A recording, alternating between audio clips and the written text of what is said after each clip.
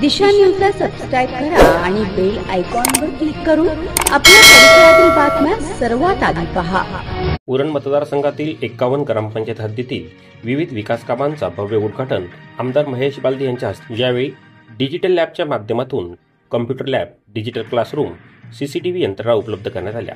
तसेच विद्यार्थ्यांना all in digital teaching projector व टॅब वाटप करण्यात। या कार्यक्रमात प्रसंगी ओळे ग्रामपंचायत सरपंच रुपेश गायकवाड, शालेय व्यवस्थापन समिती अध्यक्ष राकेश गायकवाड, मुख्याध्यापक दत्ताराम पाटील, दानशूर नेतृत्व नंदराज मुंगाजी, माजी तालुका तानाजी खंडागळे, रुपेश धुमा, गट शिक्षण अधिकारी समीर वटारकर, तसेच ग्रामविकास अधिकारी सचिन पाटील व सहाय्यता मदतगार म्हणून मदन आहिर ब्लास्टर कंपनी सचिन लवार व तसेच ओळे ग्रामपंचायतच्या सदस्या व शालेय कमिटी सदस्य व ग्रामस्थ मोठ्या संख्येने उपस्थित होते।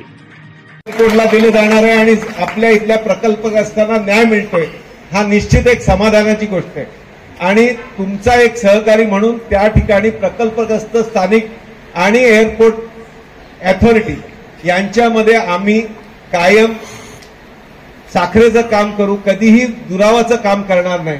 या प्रकल्पग्रस्तांकरता जे करता येईल, कारण संधी आहे मित्रांनो, एकदा संधी हुकल्यानंतर प्रत्येक वेळेला रोज दारात आपल्या संधी येणार नाही। या संधीचं सोनं करूया, याच्याकरता सर्व एकत्र राहूया आणि पुढे जाऊया ही विनंती या ठिकाणी करतो। हे डिजिटलायझेशन केलं, टॅब दिलेत, कॉम्प्युटर दिलेत, खरोखर पंचायत समितीच्या सर्व अधिकाऱ्यांना मनपूर्वक अभिनंदन आणि आभार।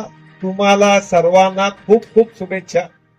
निश्चित आज उपसरपंच आहेत, इथे सरपंच आहेत, राकेश एक गावाकरता डेडिकेशननी काम करतात आणि मी तुम्हाला जबाबदारीने सांगतो की येत्या 2 महिन्यांमध्ये आंतरराष्ट्रीय विमानतळाच्या बाजूला असलेले हाकेच्या अंतरावर असलेलं आपलं गाव आहे। आणि नंदराजजी ते 27 गाव कमिटी आपण एअरपोर्टमध्ये गेलो, इथल्या स्थानिकांना नोकऱ्यांकरता गेलो।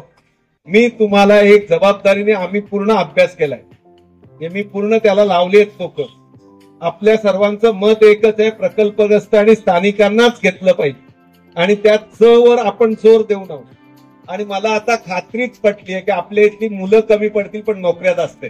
भारत माता की